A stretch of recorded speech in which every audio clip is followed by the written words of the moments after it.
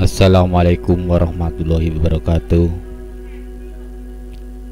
Ketemu lagi dengan Kak Jin, masih di Cermis Cerita Misteri.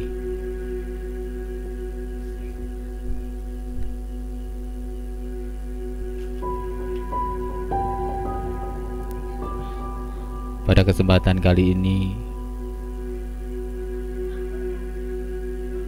saya akan membacakan cerita misteri dari sahabat subscriber yang ada di Jawa Tengah, yaitu tentang mitos pesugihan selingkuh dengan janda.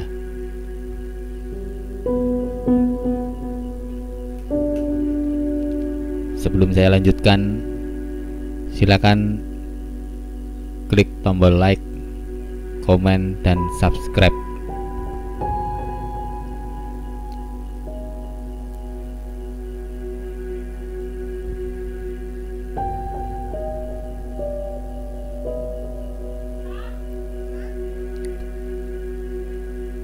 Perkenalkan, namaku Bagas. Usia saya 27 tahun. Aku bekerja sebagai office boy di sebuah kantor perusahaan ternama di Jawa Tengah. Hari itu aku melakukan rutinitas seperti biasa, yaitu membersihkan ruangan kantor yang kotor pada saat aku membersihkan ruangan Pak Fredrickson, manajer dari perusahaan kami. Seperti biasanya, ia menyuruhku untuk membuatkan kopi. Pak Fredrickson adalah manajer yang sangat tidak berakhlak. Dia suka bertindak semaunya sendiri. Dia sering tidur di saat jam kerja dan sering menggoda para gadis-gadis di kantor kami. Padahal kami tahu bahwa Pak Fredrickson sudah memiliki istri. Para karyawan menjulukinya sebutan dengan manajer kentir.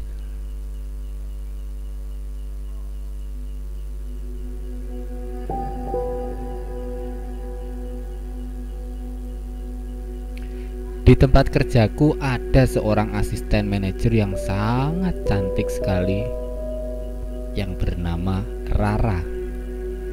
Dia memiliki kulit kuning yang cerah, matanya benar-benar menghidupkan jiwa yang telah mati. Rambutnya begitu bergelombang bagaikan ombak samudra di laut selatan. Setiap laki-laki tidak akan sanggup untuk menampik kecantikannya. Aku benar-benar naksir dengan si Rara. Kami cukup akrab, sering bercakap-cakap, bahkan sering bercanda bersama, seperti kami saling suka satu sama lain.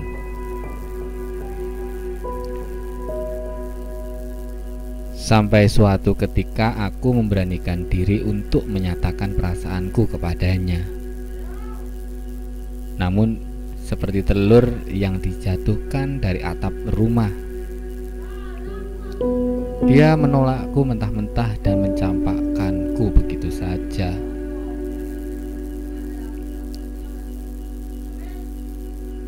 Aku benar-benar sedih waktu itu. Sampai-sampai semuanya ku jalani dengan rasa hampa, tanpa ada gairah sedikit pun. Aku pulang ke kosku dengan wajah yang sayu dan begitu murung. Keesokan paginya aku berangkat bekerja seperti biasa. Namun aku berusaha untuk profesional dan melupakan semua kejadian kemarin. Sampai suatu ketika temanku memanggilku dan berkata, "Gas, lu disuruh buatin kopi tuh sama manajer kentir."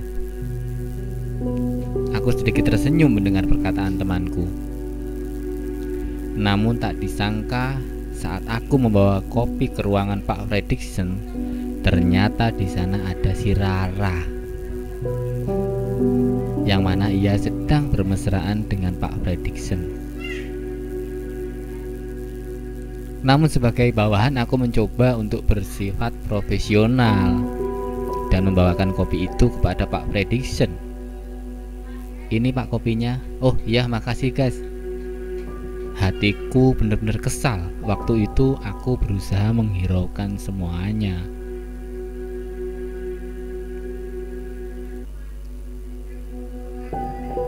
Hari pun berlalu dan aku pulang dari pekerjaanku yang sungguh melelahkan.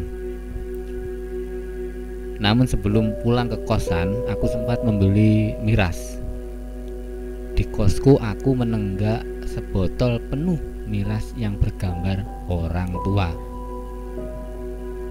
Aku hanya merenung, kenapa nasibku begitu buruk? Aku berandai-andai, kalau aku menjadi manajer seperti Pak Fredrickson, pasti aku dapat gadis yang aku suka. Aku punya uang banyak dan hidupku bahagia. Dan dalam lelapu aku tertidur kelelahan. Aku terbangun di pagi hari. Kemudian aku bersiap-siap bekerja. Aku pun bekerja dengan setengah hidup. Rasanya tiada niat untuk bekerja, karena teringat Dewiku Rara yang diambil oleh si brengsek Fredrickson. Ketika jam makan siang, aku pergi ke warung soto untuk makan. Aku makan dengan tidak selera. Tiba-tiba ada seorang pria mendekatiku. Pria itu tampak berwibawa. Dia berkata kepadaku, "Lagi istirahat ya mas? Boleh ikut duduk di sini?" "Boleh pak, silakan." Dia melanjutkan perkataannya, "Masnya kerja di sini ya?" "Iya pak." "Kalau bapak dari mana ya? Saya belum pernah melihat bapak sebelumnya." "Saya bukan dari sini mas." "Masnya bagian apa?" Katanya mengalihkan pembicaraan. Aku begitu sungkan untuk menanyai asal orang tersebut. Dia selalu mengalihkan pembicaraan setiap aku menanyakan asal orang tersebut, sampai ketika dia berkata kepadaku, "Mas, misalkan saya pesankan soto lagi, mau nggak?" "Enggak pak, saya sudah kenyang." Nah itu mas, kenyang. Dalam hidup ini rasa kenyang diciptakan untuk menghentikan keserakahan dan nafsu yang berlebihan. Bersyukurlah kalau masnya kenyang. Di luar sana banyak orang yang serakah, yang tidak mengenal kenyang. Mereka merampas hak-hak orang miskin yang kelaparan. Niscaya berbagai cobaan dalam hidup mereka datang.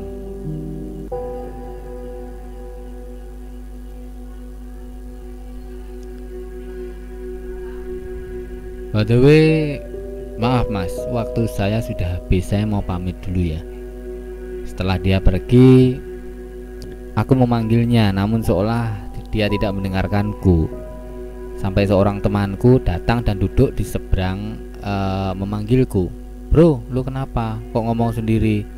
Aku pun kaget dan menjelaskan kepadanya bahwa tadi aku bercakap-cakap dengan seseorang.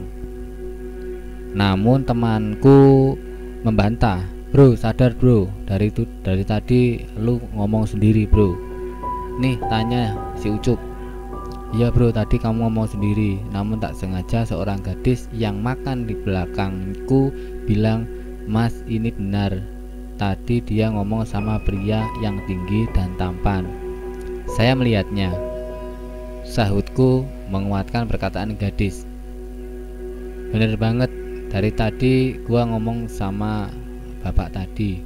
Kami saling berdebat sampai singkat cerita jam istirahat habis dan kami melanjutkan pekerjaan kami. Saat pulang kerja aku lapar dan mengingat di kos tidak ada makanan, aku pun pergi ke warung nasi Padang untuk makan. Dan tiba-tiba ada seorang pria yang tinggi dan berkarisma datang mendekatiku. Ya, benar, laki-laki itu adalah orang yang aku temui di kantin tadi. Badanku benar-benar kaku, aku benar-benar merinding. Namun suaranya yang lembut dan tampangnya yang begitu berwibawa membuat rasa takutku hilang. Mas, gak usah takut mas, saya bukan setan kok. Di sini saya coba sentuh pundak saya. Kemudian pria itu memanggil pelayan warung itu. Kepala kakap satu mbak. Oke mas, bentar ya. Mbaknya itu bisa lihat saya kan? Jangan takut, saya bukan setan. Yang namanya setan itu menyesatkan. Aku benar-benar heran dengan orang tersebut. Belum sempat aku bertanya, dia berkata, sebenarnya saya hanya ingin bertanya sama Mas Bagas. Loh, kenapa? Kok Bapak tahu nama saya? Namun dia tidak menggubrisku. Akhir-akhir ini saya memang iri kepada seseorang, tapi kok Bapak bisa tahu? Dia menjawab, Masnya kenapa iri kepada manajernya Mas Bagas? Kalau masnya suka sama lawan jenis memang wajar, tapi jangan melihat seseorang dari sisi fisiknya saja mas. Lagian wanita yang masnya sukai bukan orang baik. Tanyaku kepada orangnya.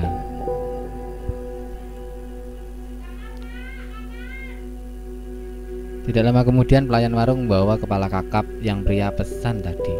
Ini mas, terima kasih ya mbak.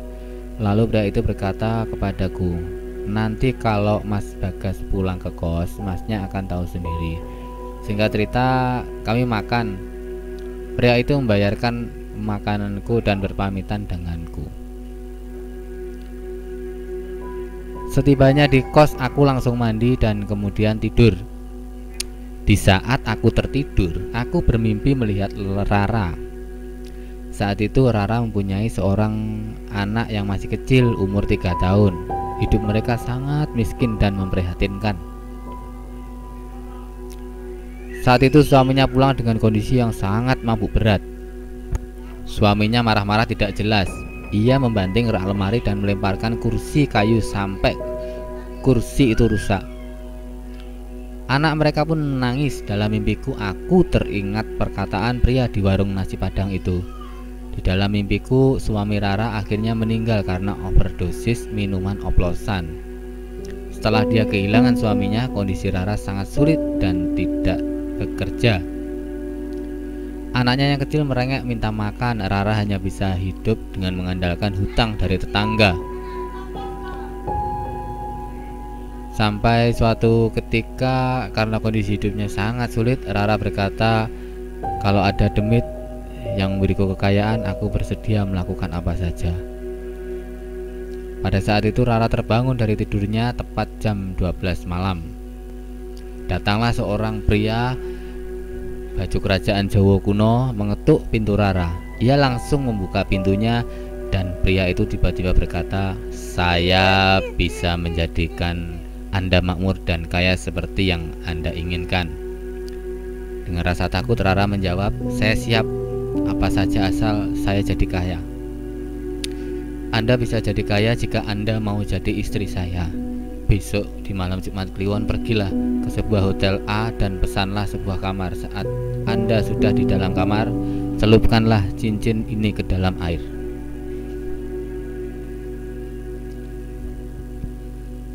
Setelah makhluk tersebut pamit sambil memberikan amplop uang kepadanya.